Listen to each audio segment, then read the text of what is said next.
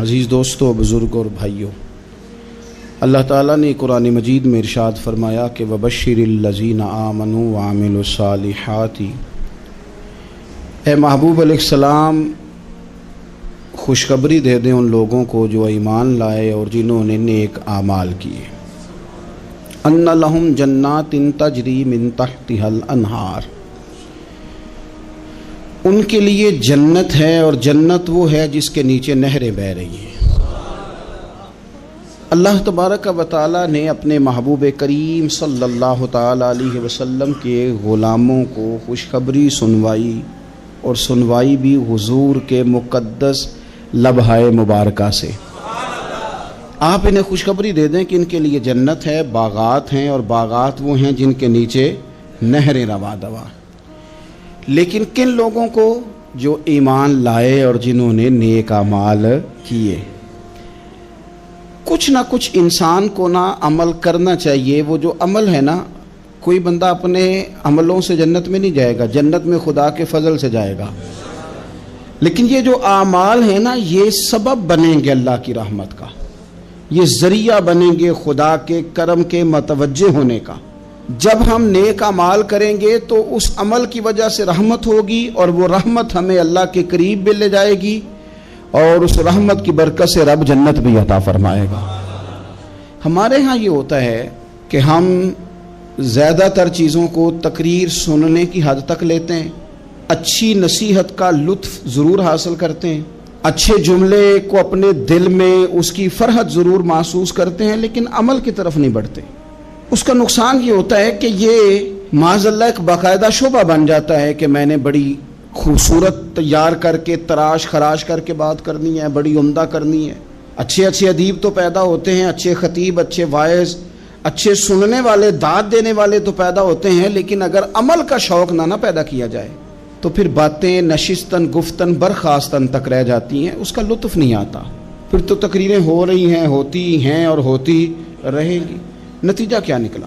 جو آدمی کہتا ہے میں اتنے سالوں سے تقریر سن رہا ہوں، تو سوال یہ ہے کہ بھئی اتنا سننے کے بعد تم سنورے کتنا؟ سننے کا ایک ہی مقصد زندگی میں آپ سمجھ لیں کہ سننے کا مطلب سنورنا ہے، اور اگر آپ نے خیر کی بات سنی اور آپ سنورے ہی نہیں، میں آپ کو دعوت فکر دیتا ہوں۔ نبی پاک صلی اللہ تعالیٰ علیہ وسلم نے ارشاد فرمایا، ایک عورت تھی، طوائف تھی، ساری زندگی اس کی گناہوں میں گزری معاذ اللہ، پھر وہ ایک کنویں کے پاس سے گزر رہی تھی، ایک پیاسا کتا اس نے وہاں پیاس سے تڑپتے سسکتے دیکھا، اور پھر اس نے اپنے جوتے کو لٹکا کر اپنے دوپٹے کی مدد سے یا جیسے اس سے ممکن ہو سکا اس نے پانی نکالا، کتے کو پلایا، اللہ نے اس کی بخشش فرما دی۔ آپ ماشاءاللہ ہزاروں میں لوگ ہیں، آپ نے بڑی جلدی مجھے یہ بتانا ہے، یہ حدیث آپ نے پہلے بھی سنی ہوئی ہے نا؟ میرا خیال ہے کوئی بندہ نہیں رہا جس نے نہ سنی ہو، سنی ہوئی ہے نا ہم نے الحمدللہ۔ اتنے سارے بندے جو یہاں موجود ہیں انہوں نے سنی ہوئی ہے، تو ظاہر ہے امت مسلمہ میں جتنے لوگ ہیں ڈھیر ساروں نے یہ بات سنی ہوگی۔ لیکن میرا سوال یہ ہے، میں سڑکوں پہ روڈوں پہ سفر کرتا ہوں، ہم نے یہ حدیث درجنوں بار سنی کہ طوائف نے کتے کو پانی پلایا تو اس کی بخشش ہو گئی، لیکن حال یہ ہے کہ سڑک پر کسی گاڑی سے ٹکرا کر اگر کوئی کتا مر جاتا ہے، اب مر ہی گیا ہے، گاڑی والا، موٹر سائیکل والا، پجارو والا، بس والا کوئی اتنی جرت نہیں کرتا کہ لکڑی کے ساتھ، رسی کے ساتھ ہی پکڑ کے اسے سائیڈ پہ کر دے۔ وہ سڑک پہ مرا ہوا پڑا رہتا ہے، یہاں تک کہ گاڑیوں کے ٹائروں کے ساتھ اس کا گوشت لگ لگ کے سڑک صاف ہوتی ہے۔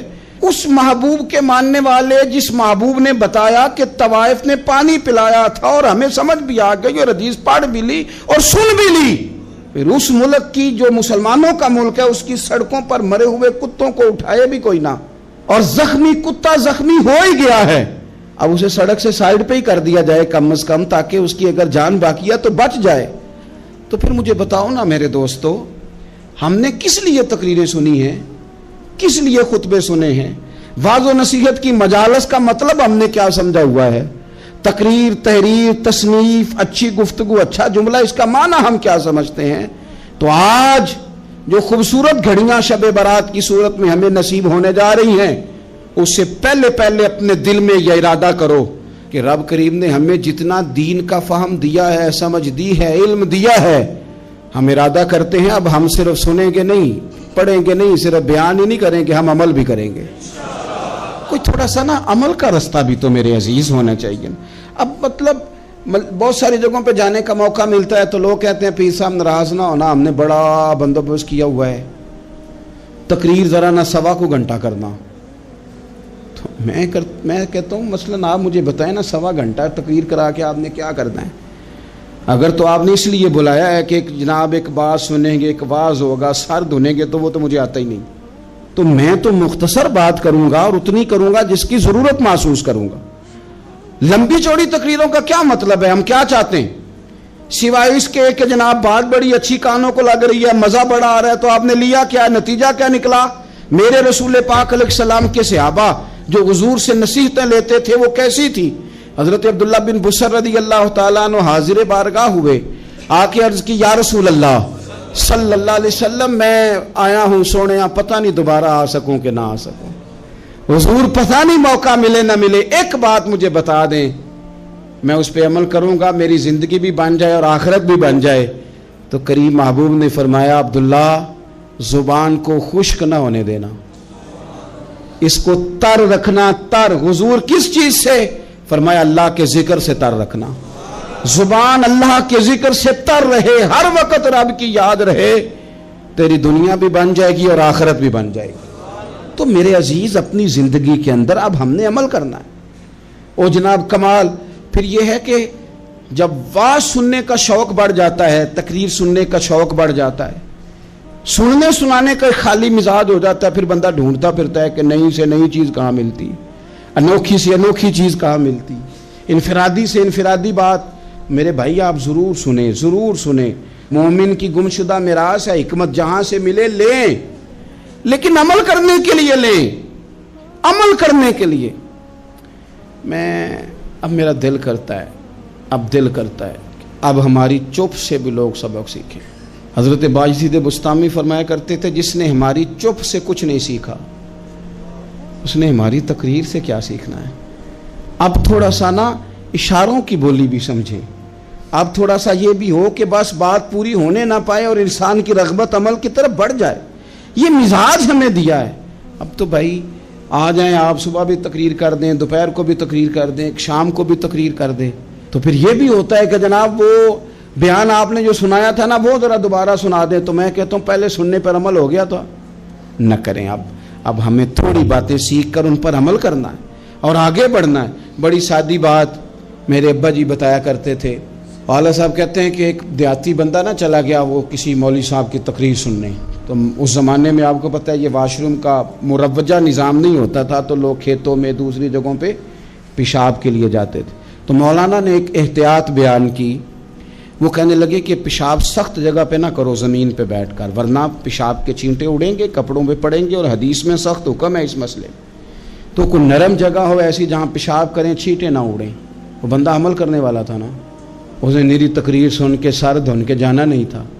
اس نے اتنی ساری ریت لے لی, کپڑے میں باندھ لی, اور وہ اس نے کندھے پہ رکھی ہوئی ہے. جہاں پیشاب کا وقت آتا پہلے ریت بچھاتا, پھر پیشاب کرتا تاکہ میرے کپڑوں پہ نہ پڑے.